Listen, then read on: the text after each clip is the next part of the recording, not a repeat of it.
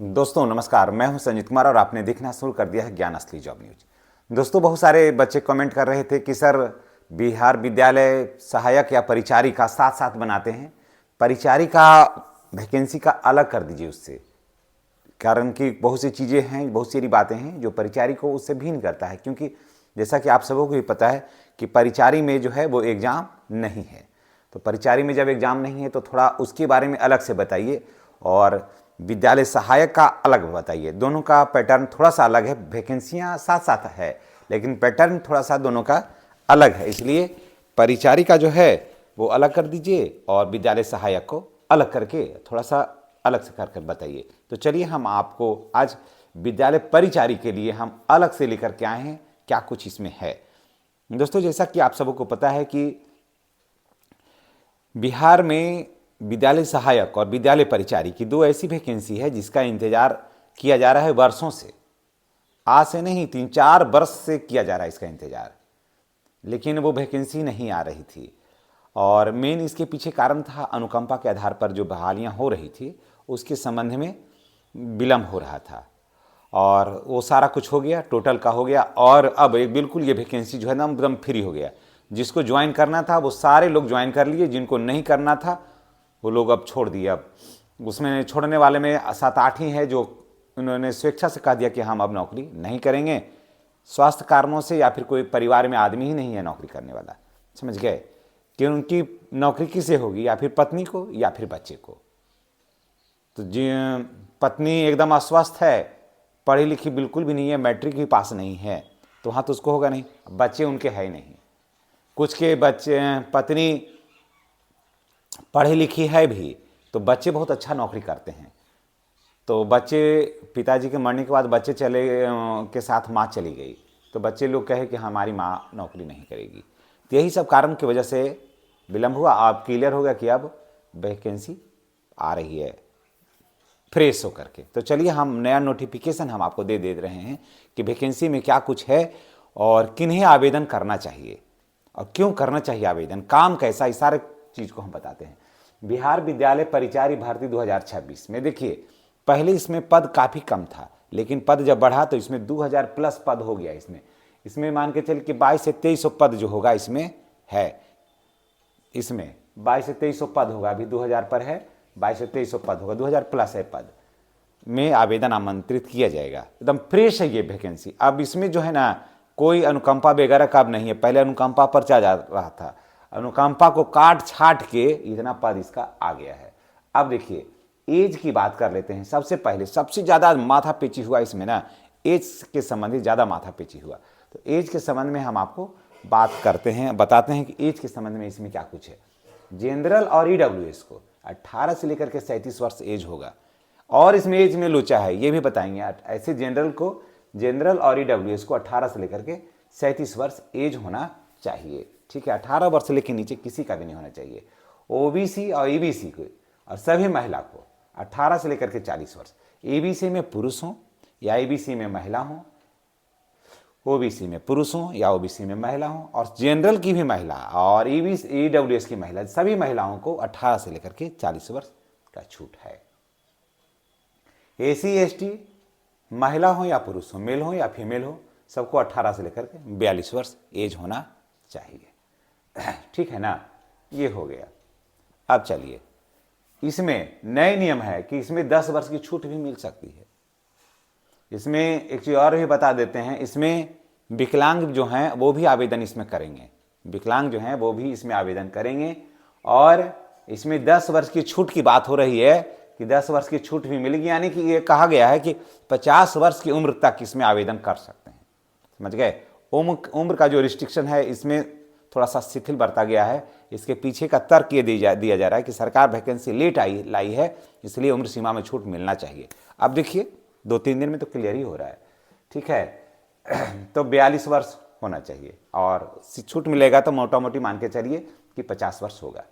आवेदक कौन होगा, देखिए यही एक ऐसी वैकेंसी थी जिसमें डोमिसाइल लग के आया था दोस्तों। सबसे पहले यही वैकेंसी थी जिसमें डोमिसाइल लग के आया था, यानी कि सिर्फ बिहार के आवेदक ही, बिहार राज्य के जो निवासी हैं वही इसमें आवेदन कर सकते हैं। दूसरे राज्य के निवासियों को आवेदन करने का अधिकार नहीं है, इसमें डोमिसाइल है। लेकिन ये वैकेंसी ठहर गई और बाकी वैकेंसी आई बाद में और निकल भी गई। लेकिन उसमें अब कहिएगा क्यों? क्योंकि उसमें फ्रेश वैकेंसी थी, तो उस समय नहीं था, अनुकंपा नहीं था। और ये वैकेंसी जो थी वो ठीक जनरल ट्रेन की तरह थी, सबको बैठे बैठे ले करके चलना है मंजिल पर। तो इसलिए वैकेंसी को आने में देर हो गई, और देर हुई लेकिन दुरुस्त होकर आई है वैकेंसी। कारण कि जिनके अभिभावक का असमय मृत्यु होता है वो इस दर्द को समझता है। और हम लोग के आसपास के विद्यालय में भी बहुत सारे कैंडिडेट हैं, बच्चे तो उनको नहीं बोलिए क्योंकि सब काफ़ी एज में हैं और उन लोगों का हो गया है सिलेक्शन। आप लोग जैसे उम्र में नहीं, अच्छे उम्र में हैं सब। आवेदक केवल बिहार राज्य का निवासी होना चाहिए। अब योग्यता क्या है? 10वीं पास होना चाहिए। जी हाँ, इसमें जो है पहले था कि इंटर पास होगा, लेकिन नहीं, अभी तक परिचारी में 10वीं पास ही होना चाहिए। और जो परिचारी में जिनकी बहाली हुई है, जिसका सिलेक्शन हुआ है, वो भी 10वीं पास ही हैं। वो लोग तो इंटर भी नहीं किए हुए हैं, 10वीं पास ही हैं ही ऑलरेडी, तो उनका अभी तक 10वीं पास ही है। वेतन पहले था कितना? 15,000 रुपया, समझ गए। पहले वैकेंसी, पहले जो था ना, आज से 2-2.5 साल पहले जो वैकेंसी इसका किया था तो 1500 रुपया था, और 500 रुपया प्रति माह प्रति वर्ष बढ़ना था। और विद्यालय सहायक में 16,000 रुपया था, और 500 रुपया प्रति माह प्रति वर्ष बढ़ना था उसमें। लेकिन अब नहीं हुआ, अब हो गया कि इसमें वेतन जो है ना वो बढ़ गया, वेतन बढ़ गया, हो गया 28,000 रुपया इसमें। अभी 7 पे में 8 पे में ये लगभग होगा 45-48 हज़ार रुपया, कम से कम होगा 48,000 रुपया। 45 से 48 निश्चित रूप से होगा इसमें, ठीक है, क्योंकि ये राज्यकर्मी का है पोस्ट है। तो ये 28,000 रुपया, इसलिए मैं अभी का ही मैं बता दे रहा हूँ। और काम कहाँ करेंगे ये लोग? तो ये 10+2 जो आप सबके पंचायतों में जो विद्यालय हैं वहाँ करेंगे। आप सोच रहे हैं कि काम करेंगे क्या ये लोग? ये भी तो होना चाहिए कि काम करेंगे क्या। बहुत सारे लोगों को लगता है कि चपरासी हैं तो क्या झाड़ू देना पड़ेगा, सबको पानी पिलाना पड़ेगा? नहीं, किसी को पानी नहीं पिलाना है, कहीं झाड़ू नहीं देना है। झाड़ू देने के लिए ऑलरेडी विद्यालय में सफाई कर्मी की नियुक्ति हो चुकी है, शौचालय साफ करने के लिए सफाई कर्मी की नियुक्ति हो चुकी है। तो आपको लग रहा होगा, पहले हम लोग के समय में भी चपरासी लोग क्या करते थे? झाड़ू बाड़ू का काम चपरासी का ही था, और मेस्तर आता था शौचालय साफ करने के लिए, ठीक है। तो उस समय अब है कि नहीं, अब ऑलरेडी उसकी बहाली हो गई है। और बाकी जो है वो काम क्या करना है, विद्यालय परिचारी का काम क्या है, सबसे ज़्यादा बच्चे का यही रहता है। देखिए आजकल बच्चे जो हैं थोड़ा सा अपडेट हो गए हैं, वो सोचते हैं कैसे हम काम करें जरा में कि शिकायत नहीं हो। तो देखिए शिकायत का इसमें कोई काम ही नहीं है आपका ही। आपको मैं बता दूँ, क्योंकि जैसे आप जानते हैं कि मैं पेशे से एक शिक्षक हूँ, तो मैं आपको बता देता हूँ कि क्या होता है विद्यालय में। वहाँ होगा, आपको समय से आना होगा, एक समय से आपको वहीं जाना होगा। शिक्षक को नहीं बराबरी नहीं करना है आपको, क्योंकि विद्यालय के संचालन करता है आप हो जाएंगे, मालिक हो जाइएगा आप सोचिएगा कि सर आप कह रहे हैं परिचारी हैं तो मालिक कैसे हो जाएंगे? तो हाँ, मैं आपको बता देता हूँ, पूरा विद्यालय का भार ही आप पर रहेगा। आपको समय से आ जाना होगा। 9:30 बजे हाजिरी बनती है, आपकी भी हाजिरी इस शिक्षा कोष के माध्यम से, आपकी भी हाजिरी 9:30 बजे, जैसा कि बन रहा है, हम लोग के साथ काम कर रहे हैं लोगों का बन रहा है, 9:30 बजे हाजिरी आपकी बनेगी। 9:30 बजे से पहले ही आपको थोड़ा आना होगा, विद्यालय को खोल देना होगा, चाबी वगैरह जो रहेगा उससे विद्यालय को खोल देना है, ठीक है। जितना भी पंखा वगैरह थी, लाइट वगैरह जल रहा है विद्यालय परिसर में, ठीक है, सब लाइट को ऑफ कर दीजिए। जो रात में जला के गए उसको ऑफ कर दीजिए आप। उसके बाद फिर सफाई कर्मी जो है वो सब विद्यालय को साफ करेगा, ठीक है। आपको कुछ नहीं करना है, घंटी बजा देना है, ऑफिस के पास जाके घंटी बजा देना है। आप पूजा पाठ में भरोसा करते हैं तो सफाई कर्मी को कहिए कि पहले ऑफिस साफ करो। अगर जो अभी मैंने चल रहा है मैं वो बता रहा हूँ, ये वीडियो से हट कर मैं बता रहा हूँ। जनरली बात हो सकता है कि आप में से बहुत से लोगों को अच्छा नहीं लगे और बहुत से लोगों को अच्छा भी लगे। आपको फिर क्या करना है कि अगरबत्ती है, उसको अगरबत्ती जो मैंने मेरे विद्यालय में हो रहा है वो मैं बता रहा हूँ। अगरबत्ती है, अगरबत्ती को जला दीजिए। माँ सरस्वती की प्रतिमा लगी रहती है ऑफिस में, थोड़ा सा प्रतिमा के पास दिखा दीजिए, ऑफिस में से दिखा दीजिए, गेट से बाहर निकल के वहाँ पर दिखा करके और अगरबत्ती को आप खोस दीजिए, ठीक है। खोस के उसके बाद फिर आराम को, अब कुछ भी नहीं करना है आपको, बैठ जाइए, ठीक है।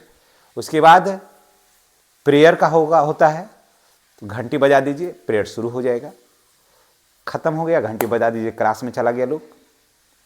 रजिस्टर जो है, अब क्या करना है, हाजिरी वगैरह आप लोग बना ही लिए, रजिस्टर है सभी क्लास में पहुंचा दीजिए, समझ गए, सभी क्लास में रजिस्टर पहुंचा दीजिए।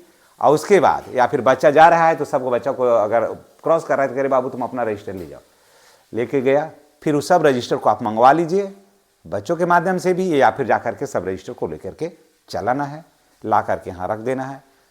फिर उसके बाद जो प्रधान शिक्षक रहते हैं या प्रिंसिपल जो रहते हैं वो उसको एंट्री करते हैं अपने रजिस्टर में। कोई और बाहर से आदमी आता है उससे मिलना है, बच्चे का आधार कार्ड क्या है, उसका खाता संख्या क्या है, ये है वो है, सारा कुछ जानकारी आपको रखना है। कोई बच्चे क्यों नहीं आ रहे हैं, क्या है, कैसे है, ये है। कोई पेपर है तो भी आपको BRC पहुंचा देना है। फिर जितने घंटियां बजती है ऑफिस में एकदम आराम से बैठिए और घंटी बजा दीजिए समय से, बस हर 45-40 मिनट पर घंटी बजाते जाइए। हो गया, नाश्ता करिए, उसके बाद शाम में जब चलने लगिए सबका ताला वगैरह चेक कर लीजिए, और उसके बाद लाइट जितना जो उपयुक्त लाइट है उसको जला दीजिए, गेट का ताला लगा दीजिए, और उसके बाद फिर घर चले आइए। बस यही तो काम है कि जो ही झाड़ू लगाने का पूरा काम ही मैंने बता दिया, पूरा काम मैंने आपको A to Z बता दिया। कोई खराब लगा, कहीं लगा खराब, क्योंकि हम वहीं विद्यालय के स्टाफ हैं, फिर तो बच्चे से आपको इतना लगाव हो जाएगा कि उसमें से एक दो को आपको चेला बन जाएगा, वही सब ले जाएगा और वही सब कमा कर देता है, समझ गए। तो कहीं लगा आपको खराब, मैंने पूरा आपको दे दिया। ये जानकारी आपको कैसी लगी है, मैंने आंखों देखा बताया, जो मेरे साथ हम लोग जो करते हैं वही सब मैंने बताया। तो आपको कैसा लगा है कमेंट करके बताइएगा। अगर अच्छी नहीं लगी होगी तो माफ़ी चाहता हूँ, लेकिन हमारे बहुत सारे स्टूडेंट हैं इसमें जो देखते हैं और कहते हैं कि सर पूरा काम बताइए, क्योंकि वो बच्चे हैं, उनको हम नहीं बताएंगे तो कौन बताएगा। इसलिए बच्चों, मैं एक एज ए शिक्षक मैंने आपको सब कुछ बता दिया है ना। यही चीज़ करना होगा आपको, और जानना भी चाहिए बच्चों को कि क्या करना है, ठीक है ना। अब देखिए, इसमें एग्ज़ाम नहीं होगा, इसमें एग्ज़ाम नहीं है, इसलिए बच्चे कहते कि सर पूरा हम लोगों को विद्यालय परिचारी पर हम लोगों के लिए स्पेशल आइए, हम लोग किसी भी कीमत पर नहीं देंगे एग्ज़ाम, हम लोगों को चाहिए परिचारी में ही हम जाएंगे। तो वो हम लोगों को पूरा काम बताइए, पूरा डिटेल्स बताइए कि हम लोगों को क्या करना है, कितना डॉक्यूमेंट्स क्या ज़रूरत है। तो मैंने बता दिया बच्चों। जानकारी कैसी लगी है कमेंट करके बताइएगा, और ये भी बताइएगा कि आप किस जिला से देख रहे हैं, ताकि हमें लगा कि हमारे बच्चे हमारे यहाँ तक हैं और देख रहे हैं, और तो हमको तसल्ली हो गया। और चैनल को सब्सक्राइब करिएगा हर हाल में। उसके बाद देखिए, अब पेपर क्या लगेगा, सबसे ज़्यादा ये जरूरी होता है कि पेपर क्या लगेगा। आधार आपको लगेगा, मैट्रिक का मार्कशीट, जाति, आय, आवासीय, अगर जनरल है तो EWS लगाइएगा तो रिजर्वेशन का लाभ होगा। OBC हैं, रिजर्वेशन का लाभ बेहतर तरीके से लेना तो NCL लगाइएगा, मोबाइल नंबर और फोटो लगाइएगा, बस यही आवेदन करिएगा। तो आवेदन सोच रहे हैं कि आवेदन कब होगा। हाँ, और बच्चे कमेंट किए तो भुला रहे हैं, आवेदन ऑनलाइन होगा या ऑफलाइन होगा। तो आवेदन जो होगा बच्चों ये ऑनलाइन होगा आवेदन एक, और आवेदन जो होगा वो 14 से लेकर के 20 जनवरी के बीच में कभी भी इसमें का आवेदन आ रहा है, ठीक है ना। तो और भी कुछ बातें अगर हमसे छूट रही होगी, हो सकता है तो आप कमेंट करके बस बताइएगा, फिर हम उस बात को लेकर के आएंगे।